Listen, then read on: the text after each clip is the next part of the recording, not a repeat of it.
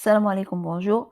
Donc, dans cette vidéo, je vais refaire l'exercice numéro 3 parce que malheureusement, j'ai perdu l'enregistrement lorsque j'ai essayé de l'enregistrer lorsqu'on a fait la séance en ligne. Et donc, je vais le refaire et j'espère que vous allez comprendre. Donc, toujours dans la série de la sémantique dirigée par la syntaxe, on est dans l'exercice numéro 3. Dans cet exercice, il nous donne une instruction qui est la suivante: do, instruction, provided, condition 1, condition 2, jusqu'à condition n. Et puis, il explique la sémantique de cette instruction. Ils disent que instruction, qui veut dire ce nom terminal, il va s'exécuter si toutes les conditions sont vérifiées. Sinon, on sort. Ça veut dire sinon, on n'exécute pas l'instruction. Donc, on doit tester la condition 1, la condition n, jusqu'à la condition 2, jusqu'à la condition n, et on doit trouver que toutes ces conditions sont vraies. Dans ce cas, on va aller exécuter instruction. Sinon, on n'exécute pas instruction et on continue le programme. Donc la première question, ils ont demandé de donner la grammaire syntaxique et puis de donner le schéma de traduction sous forme quadruplée dans le cas de l'analyse ascendante. Donc on va commencer par la grammaire syntaxique. Donc, voilà. Donc, 1. Grammaire syntaxique.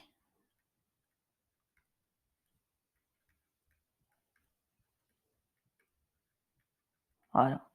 Donc, la grammaire syntaxique, on doit donner la grammaire qui permet de générer ce code-là, parce que ça, c'est pas une grammaire. Vous regardez qu'il y a, après condition 2, des pointillés, et donc, dans une grammaire, on ne trouve pas ça. Donc, ça veut dire que je dois générer beaucoup de conditions. Et dans une grammaire, on doit avoir une récursivité qui permette de générer plusieurs conditions. Donc, on va essayer de le faire.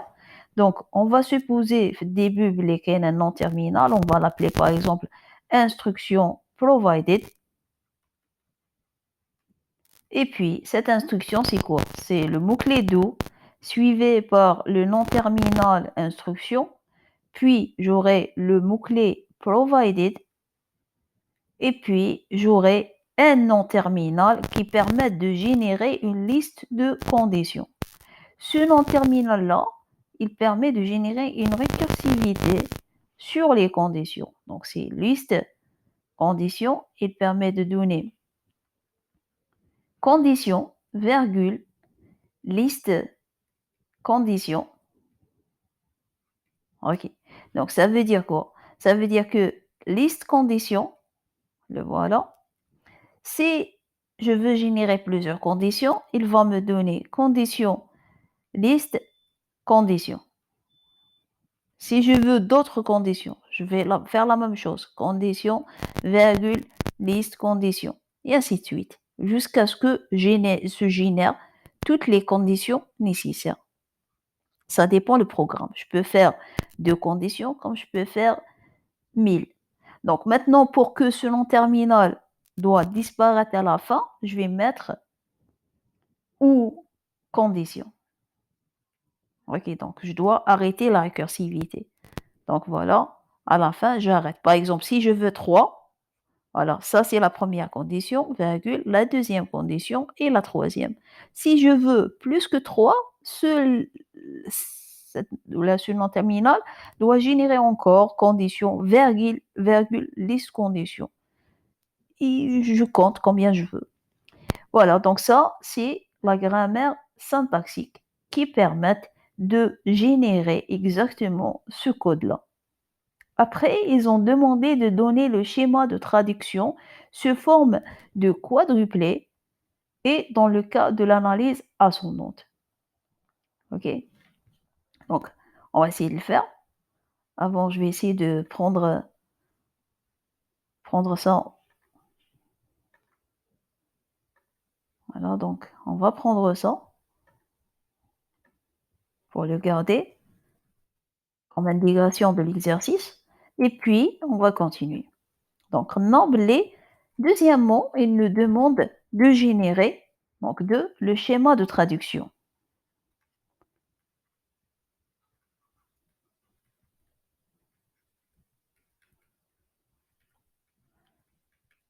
Donc, un schéma de traduction, ça veut dire quoi? Ça veut dire que je dois donner un ensemble de points. Donc, le premier point, c'est la grammaire syntaxique. J'ai expliqué ça la dernière fois. Donc, grammaire syntaxique, je dois donner la grammaire syntaxique. Deuxième point, je dois donner la forme intermédiaire.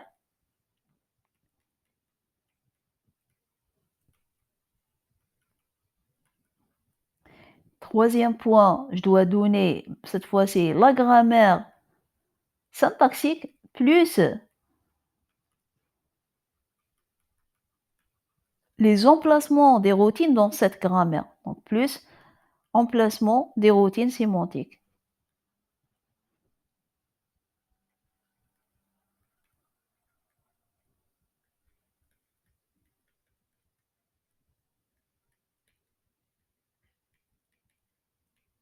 Bien sûr, c'est la forme intermédiaire qui va me permettre de trouver l'emplacement des routines sémantiques. Et le dernier point, c'est le code source des routines sémantiques.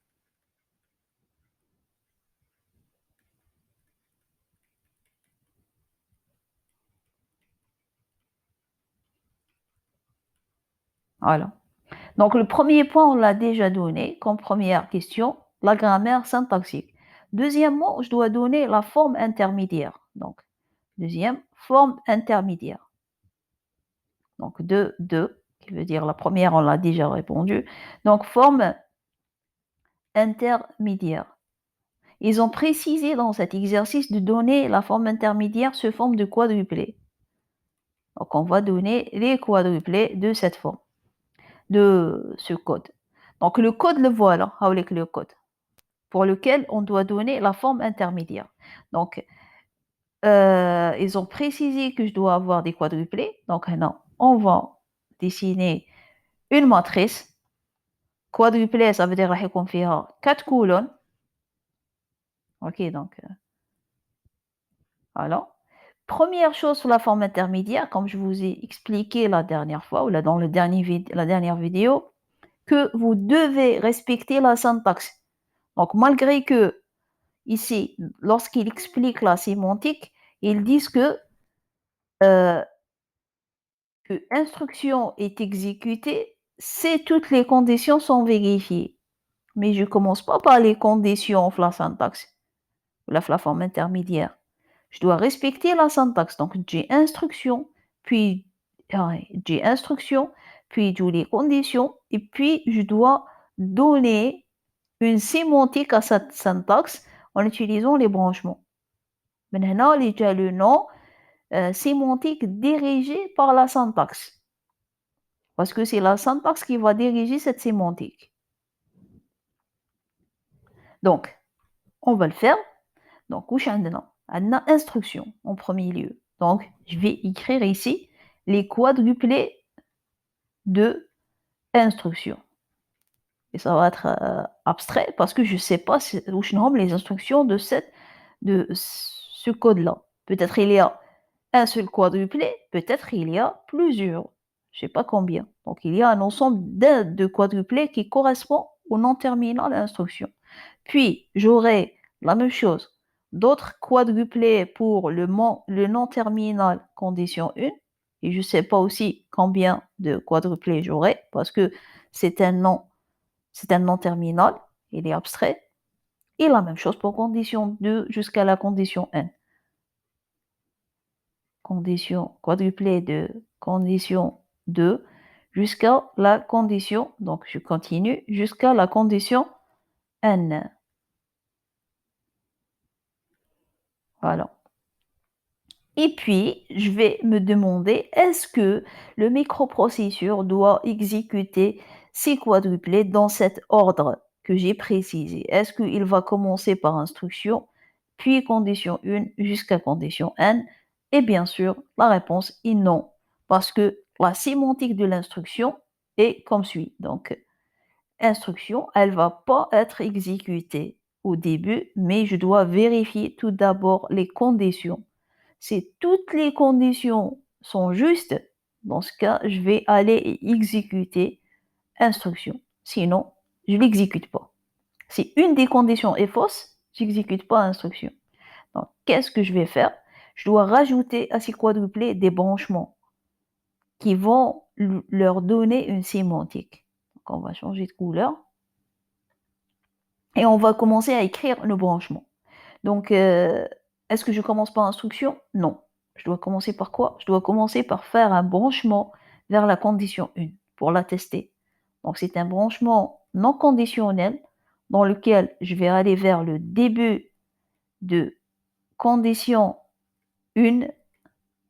Bien sûr, je dois avoir 4 éléments parce que je suis dans les quadruplés. Et début condition 1, c'est quoi? C'est ce quadruplé-là, qui est le premier quadruplé de la condition 1. Donc, ça, c'est début condition 1. Après condition 1, est-ce que je vais aller vers condition 2? Ça dépend. Ça dépend quoi? Ça dépend la condition 1, est-ce qu'elle est juste ou fausse? Donc, je suppose que la condition 1, une fois toutes ces quadruplés ont été exécutés, son résultat final, il est dans un temporaire qui s'appelle temporaire condition 1 et je dois tester ce temporaire. Je dois le tester pour savoir quoi faire. Si il est juste, dans ce cas, j'exécute condition 2 pour vérifier est-ce que condition 2 est aussi juste. Parce que je n'exécute instruction, toutes les conditions doivent être vérifiées. Maintenant, si la condition 1 est fausse, qu'est-ce que je dois faire? C'est pas la peine d'exécuter les autres. Parce que IDA, une seulement est fausse, je sors. Donc, je teste quoi? Si elle est juste, j'exécute condition 2. Elle est juste devant moi. C'est pas la peine de faire un branchement. Mais si elle est fausse, dans ce cas, je dois aller à la fin. La fin, elle est là. Je dois sortir. Et donc, dans ce cas, je teste sur la fin. Donc, je vais dire BZ. Aller vers la fin, c'est le temporaire condition 1 est faux.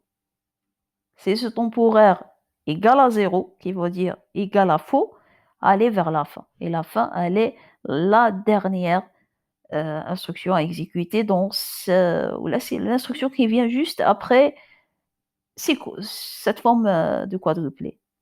La même chose pour condition 2. Donc, je suppose que le dernier résultat, il est stocké dans un temporaire qui s'appelle temporaire condition 2 et je teste ce temporaire.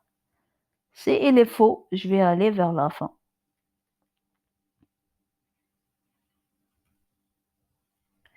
Et je répète la même chose. Je répète la même chose pour toutes les conditions jusqu'à ce que j'arrive à la condition n. Maintenant, si j'arrive à la condition n, ça veut dire quoi? Ça veut dire que toutes les conditions qui viennent avant, qui ont venu avant, ont été justes. Sinon, le cas n'en est خرجت. Parce que si j'arrive ici, ça veut dire que toutes les autres conditions ont été justes. Maintenant, condition n. Si elle est fausse, je sors. La sortie, elle est devant moi. Mais si elle est juste, ça veut dire que toutes les conditions, les n conditions, sont justes. Et dans ce cas, je vais aller vers l'instruction. C'est le seul cas où j'ai le droit d'exécuter instruction. Donc, je teste la même chose. Donc, je suppose que le résultat, il est dans un temporaire qui s'appelle temporaire condition n. Et puis, je teste ce temporaire. S'il est juste, je vais aller vers début instruction. Temporaire condition n. Voilà. Si ce temporaire est juste, je vais aller vers début instruction. Et début instruction, il est là. Maintenant, si j'exécute instruction, est-ce que je vais répéter condition 1, condition 2, condition n? Non. Ça, c'est pas une boucle. Ça, c'est pas une boucle. Ils disent do instruction provided des conditions. Donc, si les conditions tous sont justes, dans ce cas, je vais faire quoi? Je vais exécuter instruction. Si une des conditions, elle est fausse, je sors. OK, donc on va relire le texte, voilà. Instruction est exécutée si toutes les conditions sont vérifiées, sinon on sort. Donc ça, c'est pas une boucle, malgré تبان لكم do donc non. C'est comme si c'était un if inversé. J'exécute ça, sauf si toutes ces conditions ont été justes. Donc, après instruction, je dois sortir, quelle que soit la cause. Donc, après instruction, je dois sortir. Pour sortir, je dois faire aussi un BR non conditionnel vers la fin. Et la fin, on l'a déjà mentionné, c'est là. Voilà. Donc ça, c'est la forme intermédiaire avec les branchements. Donc, depuis cette forme intermédiaire, on doit trouver maintenant l'emplacement des routines. OK. Donc, on va faire quoi? On va répondre à la question à l'étape numéro 3. Donc, j'utilise toujours le rouge. Donc, troisièmement, je vais donner la grammaire plus l'emplacement des routines.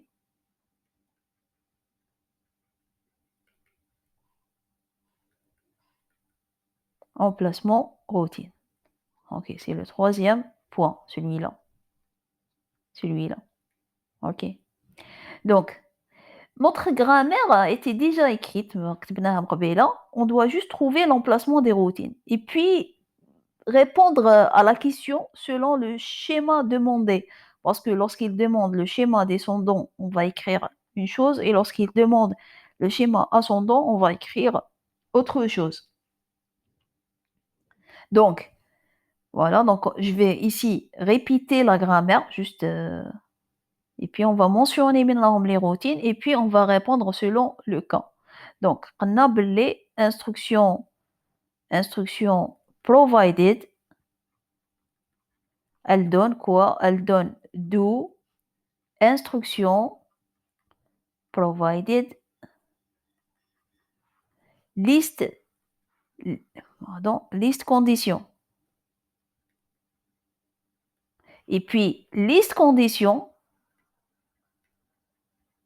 elle donne quoi? Elle donne condition, virgule, liste condition ou condition. OK, c'est ça la grammaire qu'on a écrit tout à l'heure. La voilà. هذه. Je suis en train de juste la réécrire ici. Et puis, depuis la forme intermédiaire, on va essayer de trouver où sont les routines. Je vais utiliser une autre couleur, par exemple bleu. Et puis, je vais essayer de trouver les routines. Donc, où je crée? Non. La forme intermédiaire, tout au début, je dois avoir un branchement. Je dois avoir un branchement.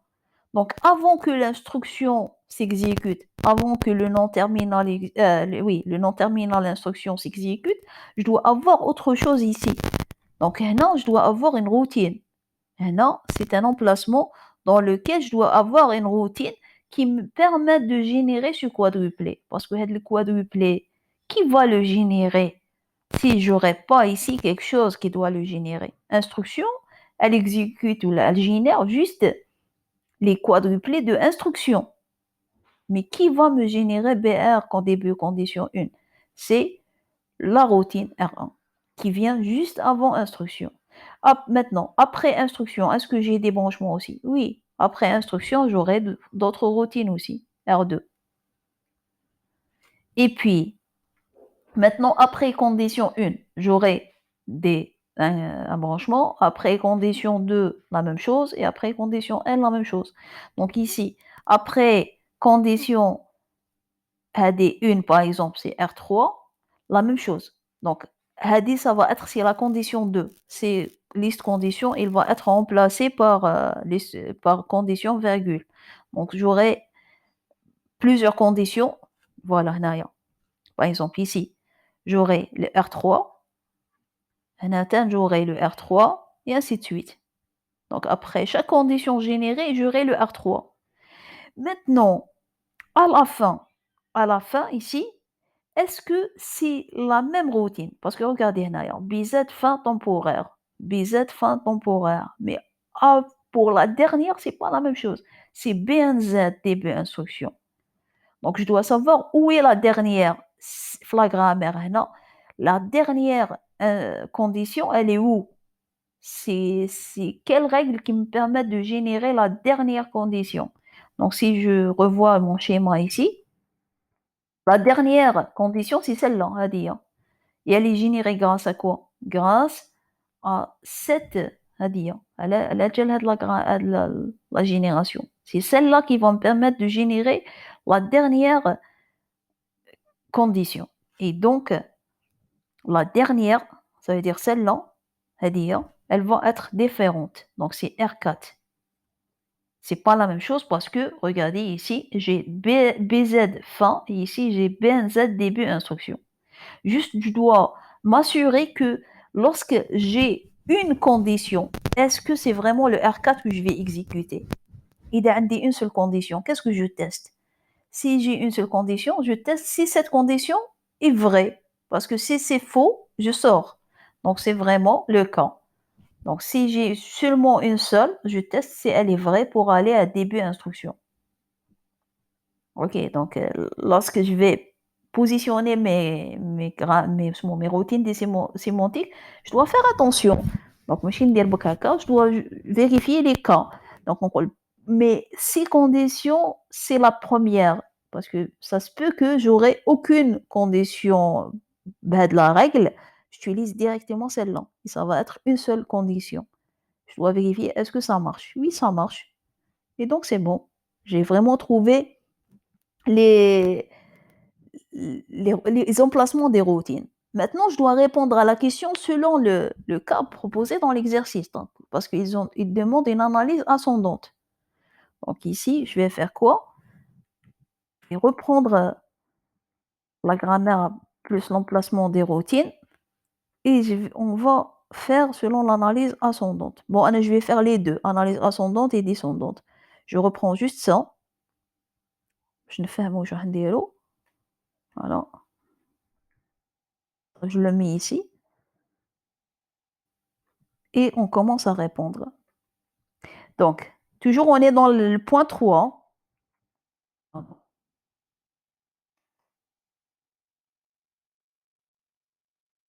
effacer. Hmm, voilà. Donc, dans le point 3, grammaire plus emplacement des routines.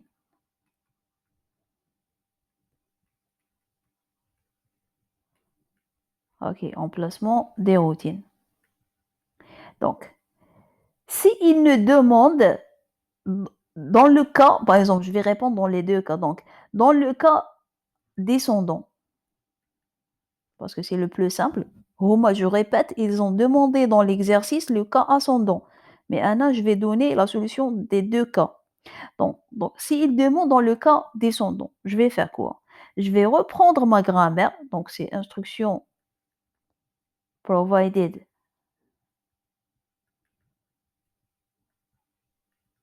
puis c'est do. Après, à chaque fois que j'ai une routine, je dois mettre un nom terminal. Par exemple, ici, do, A, puis instruction, puis B. Et je continue. Donc, le A, dans la syntaxe, il va générer un epsilon. Donc, le A, dans la syntaxe, il va générer un epsilon. Donc, le A, il va générer un epsilon. Le B, il va générer un epsilon. Parce que dans la syntaxe, ils ne vont rien faire avec les noms terminaux. Ils vont générer juste un epsilon. Mais dans la sémantique, ils vont avoir un code. Les rois générer les branchements. Donc, le A, il doit générer ce branchement-là. Donc, je continue. Donc, après le B, j'aurai quoi? J'aurai provided. Et puis, liste condition. OK. Donc, le A ou le B, c'est des noms terminaux qui vont remplacer R1 et R2. La même chose pour la liste condition. Liste condition, elle va avoir quoi? Condition. Et puis, un autre nom terminal. C, virgule, liste condition. Et bien sûr, le C, dans la syntaxe, il va rien générer, il va générer epsilon. Puis, ou, condition, et cette fois-ci, un autre nom terminal qui est le D. Et D, dans la syntaxe, il génère epsilon. Donc, c'est ça, grammaire plus emplacement des routines dans le cas descendant.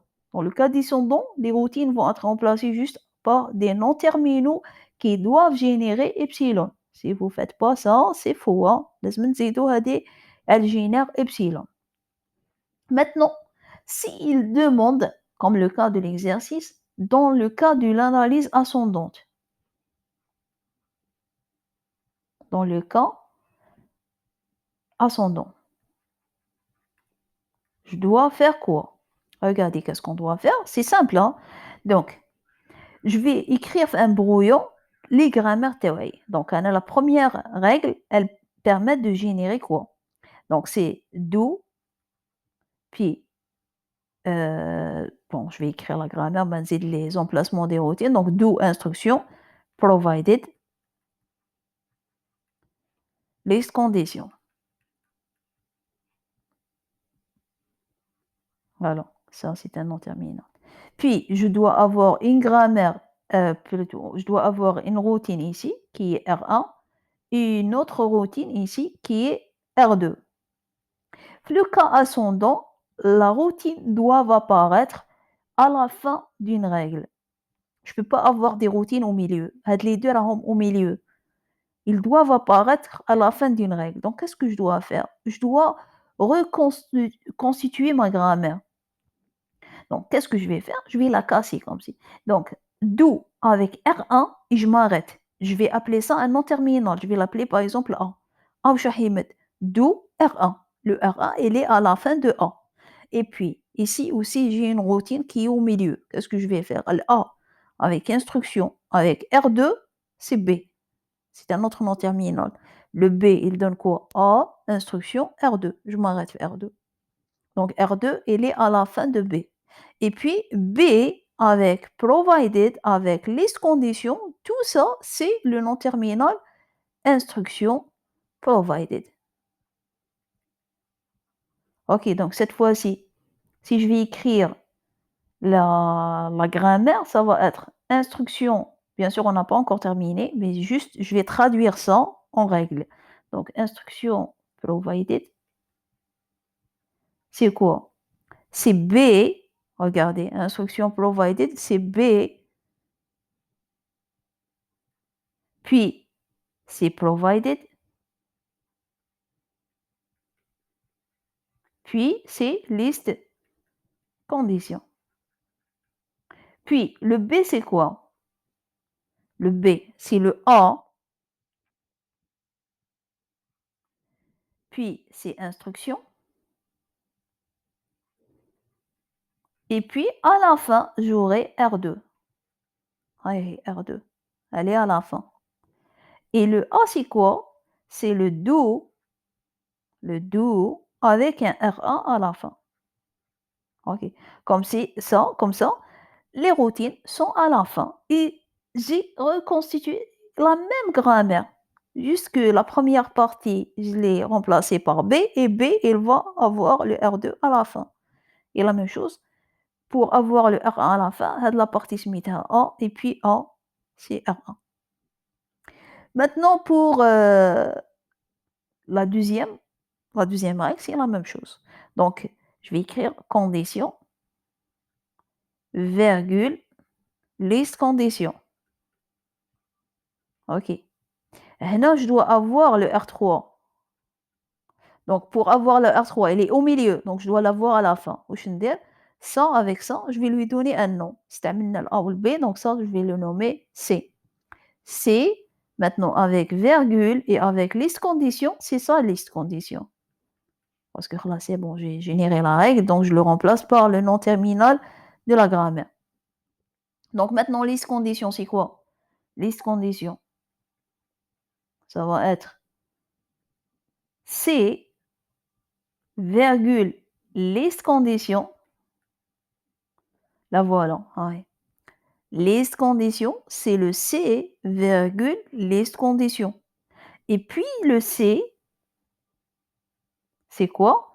C'est condition avec le R3. Mais pour la dernière qui est condition R4. Ici, R4, elle est à la fin. C'est pas la peine de reconstituer la grammaire. Elle est à la fin déjà. Et ça, c'est une partie de quel nom terminal? C'est liste condition. Donc, liste condition, il va avoir soit ça, soit condition avec un R4 à la fin. Voilà. Donc, si il demande le cas descendant, vous allez écrire la grammaire plus les emplacements des routines de cette façon-là. Si il demande le cas ascendant, vous allez écrire la grammaire avec les emplacements des routines de cette façon. Donc, c'est la seule chose qui diffère entre le schéma de traduction ascendant et descendant. La forme intermédiaire, c'est la même. راح تكون la même soit في الكا ascendant soit في الكا descendant. La grammaire syntaxique, c'est la même. La seule chose qui diffère, c'est la grammaire plus emplacement des routines. Parce que le cas descendant, c'est des noms terminales qui génèrent epsilon, on met les routines. Ou le cas ascendant, c'est des codes sources qui viennent à la fin des règles.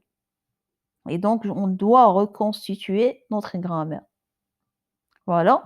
Maintenant, il reste le dernier point dans le cas de la schéma de traduction qui est le code source des routines. OK. Donc, pour écrire le code source, j'ai besoin de la forme intermédiaire. Je vais la mettre devant moi. Donc, je vais essayer de la copier. La mettre devant moi et je commence à écrire les routines. Voilà.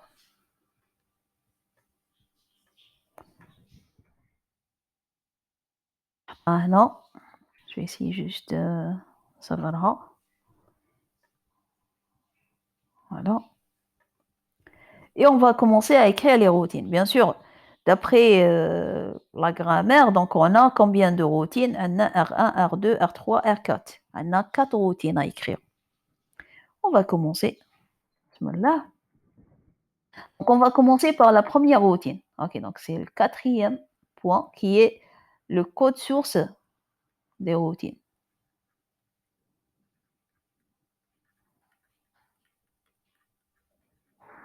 Ok, donc R1, on va écrire R1 qui est aussi, bon,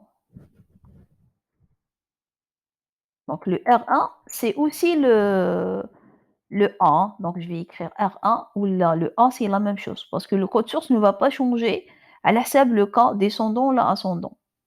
Donc le A, elle doit faire quoi? Le A, elle doit me générer le quadruplé, هذا BR début condition.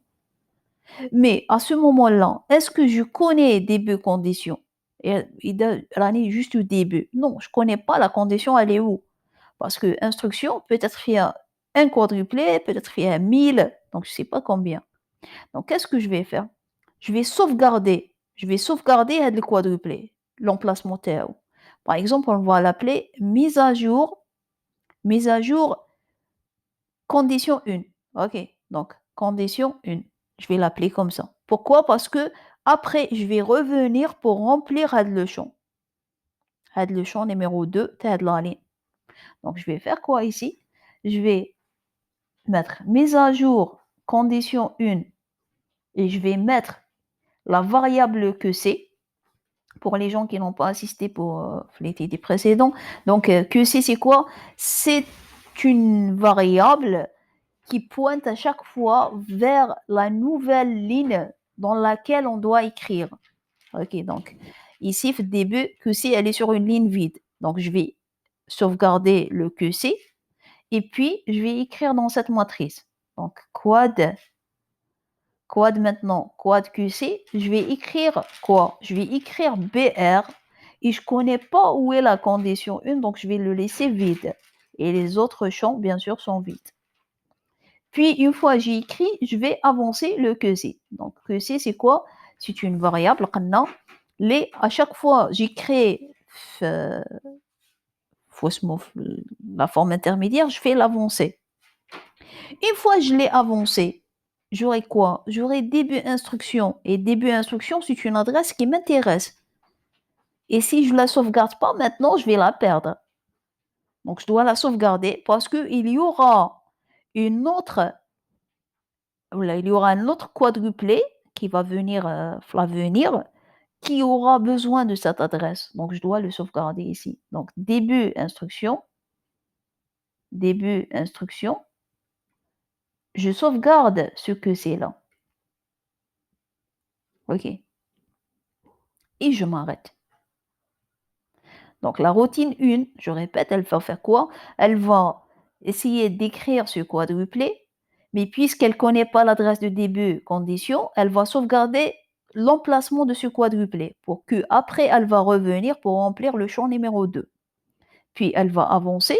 Une fois elle va avancer, je sais moi moi je connais le concepteur de cette instruction. Je sais qu'une fois BR va se terminer, le quadruplé de BR va se terminer, c'est le début de l'instruction 1 qui va venir. Et donc, je vais sauvegarder cette étiquette.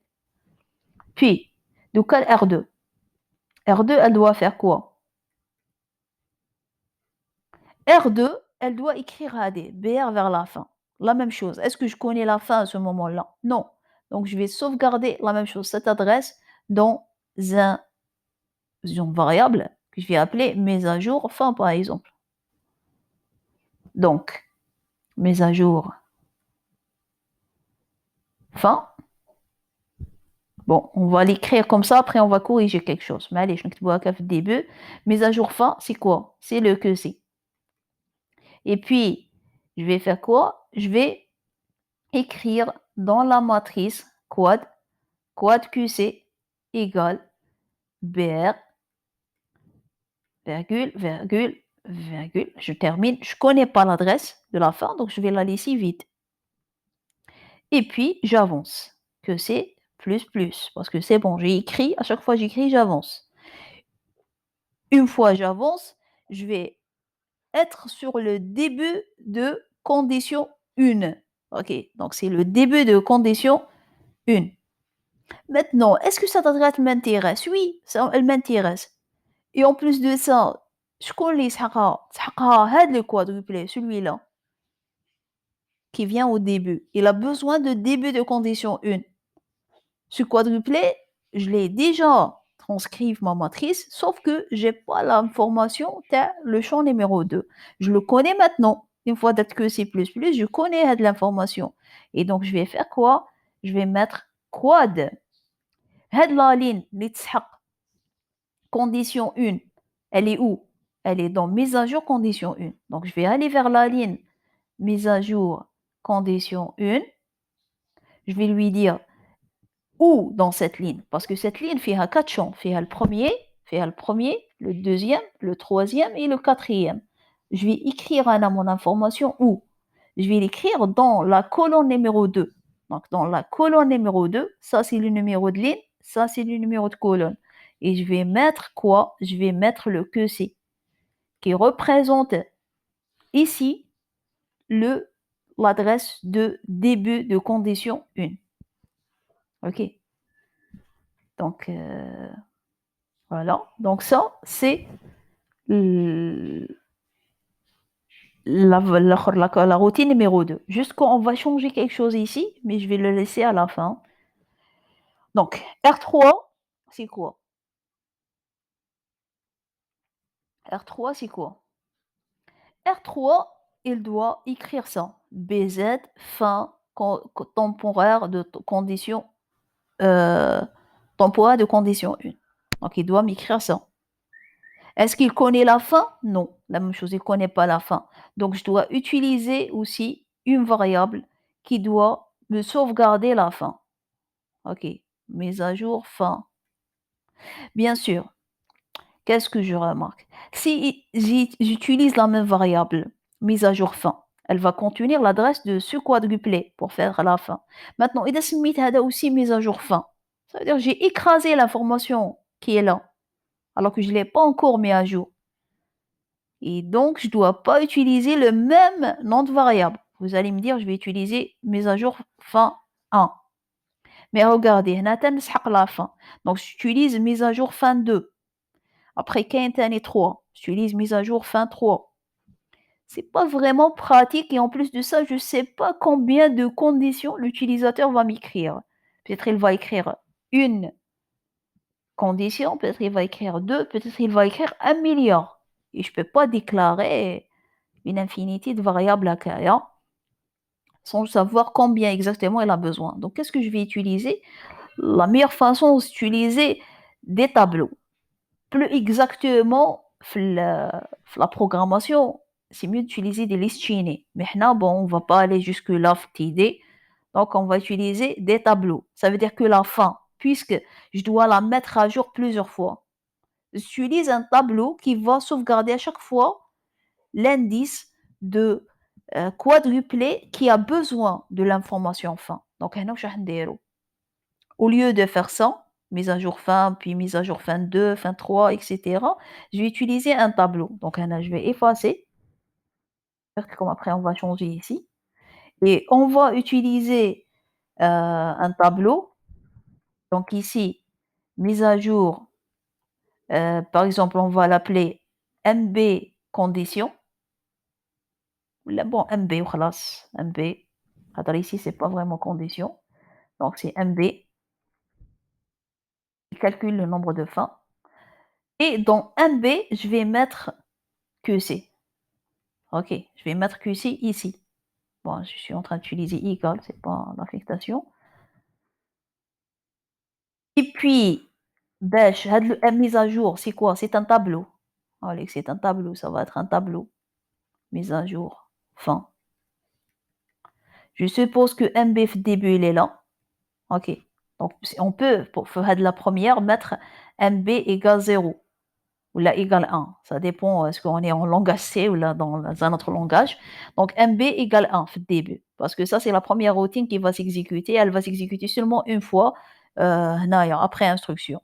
Donc, fait début, je vais écrire ici le QC de ce quadruplé-là. Et puis, MB, je vais l'incrémenter. Le QC, celui-là, puis MB, je vais lui faire quoi? Je vais l'incrémenter pour qu'il soit sur une case vide.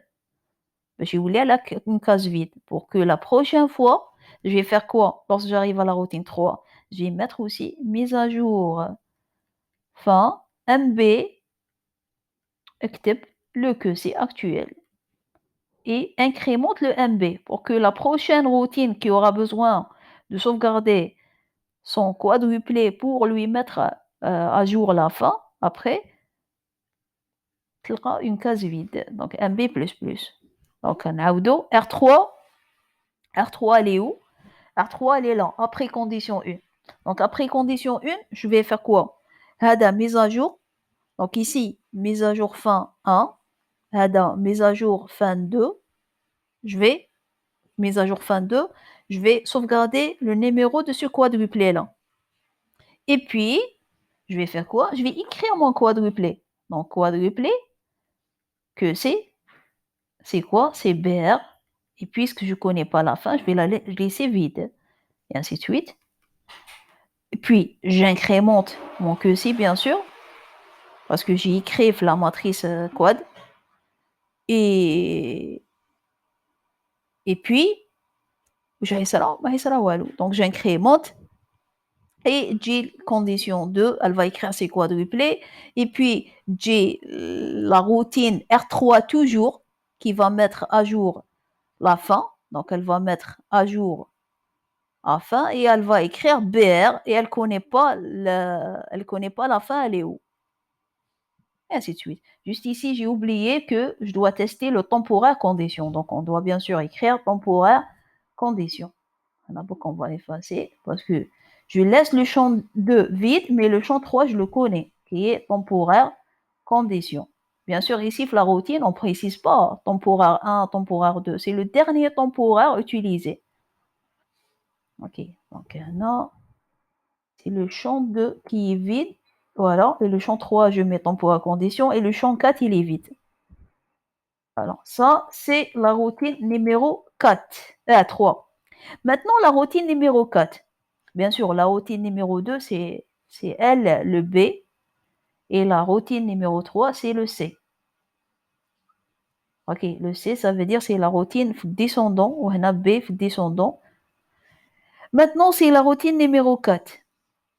La routine numéro 4 qui est équivalente à la routine numéro 2 D descendant. Donc elle doit faire quoi? La routine numéro 4, elle doit écrire B1Z début instruction temporaire. OK, donc elle doit écrire ça. Est-ce qu'elle connaît l'information début instruction? Oui, elle la connaît parce que si j'arrive là, ça veut dire que j'ai passé par l'instruction.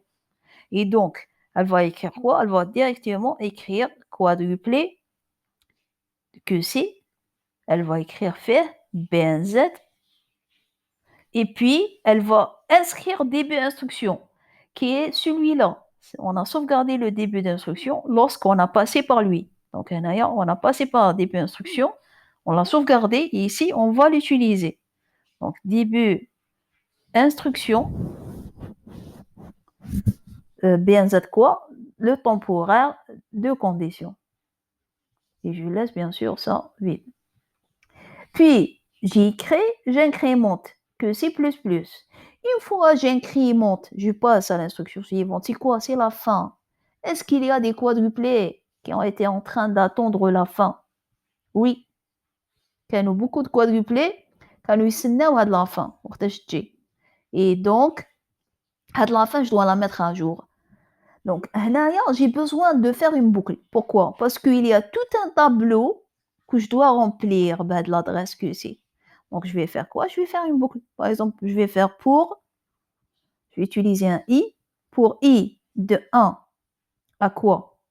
À mb moins 1. Pourquoi? Parce que à chaque fois que j'ai une condition, j'étais en train de sauvegarder le que c'était où j'incrémente le MB. Donc le MB à la fin, il est sur une case vide.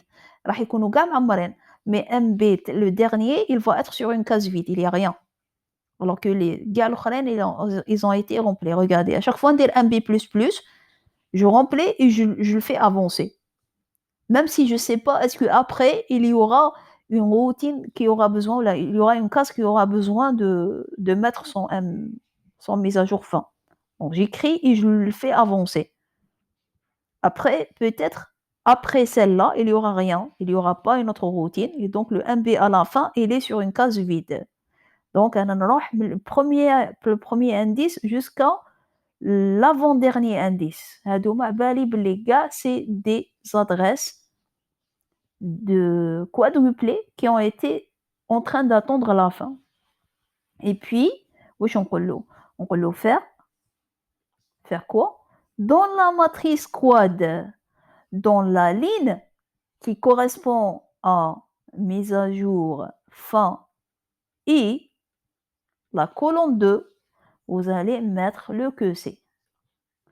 Faire, fait, voilà. Regardez. واش راني نقولوا؟ راني نقولوا que vous devez aller vers mise à jour fin 1, mise à jour fin 1, qui veut dire هاد la ligne, la colonne numéro 2, et vous devez mettre à jour la fin, l'adresse de la fin que je connais maintenant, تحطها, qui est le que c'est bien sûr. Donc, نحطها. Après, il va boucler, il va aller vers mise à jour fin 2, la ligne de la matrice quad, la ligne mise à jour fin 2, la colonne numéro 2, vous mettez à jour la fin, et ainsi de suite. Jusqu'à ce qu'il termine toutes les adresses qui ont été stockées dans ce tableau-là. Donc voilà, c'était ça la solution de l'exercice numéro 3. J'espère que vous avez compris et je m'excuse une autre fois de perdre la vidéo qu'on a fait en ligne dans laquelle il y avait des questions d'étudiants, mais j'ai essayé de refaire le tout en prenant en compte les questions qui m'ont été posées pendant la séance en ligne. Donc je répète, ils ont demandé de donner une grammaire syntaxique, on l'a donné. Puis, la forme, le schéma de traduction, on a dit que le schéma de traduction nécessite de donner ces 4 points. Et on a commencé à les donner un par un. La grammaire syntaxique, on l'a déjà fait. La forme intermédiaire, la voilà. On doit respecter au début la syntaxe et puis faire les branchements nécessaires pour donner à cette, à cette forme, une sémantique. Puis, cette forme, elle va nous permettre de trouver les emplacements des routines. À chaque fois que j'ai un branchement, c'est une routine. OK, voilà. À chaque fois que j'ai besoin de sauvegarder quelque chose, c'est une routine. Donc, on a trouvé qu'on a 4 routines suivantes. Et puis, on a dit que s'il demande le schéma de traduction dans le cas descendant, on doit écrire la grammaire de cette façon-là. Les routines vont être remplacées par des non terminaux et les non terminaux vont générer des epsilon. Dans le cas qu'il demande un schéma de traduction avec une analyse ascendante, la routine doit apparaître à la fin d'une règle. Et pour faire ceci, on doit reconstruire notre grammaire d'une façon que les règles, les grammaires, les routines vont apparaître à la fin. C'est trop simple. À chaque fois que j'ai une routine, je m'arrête et je nomme la partie avec un autre nom terminal.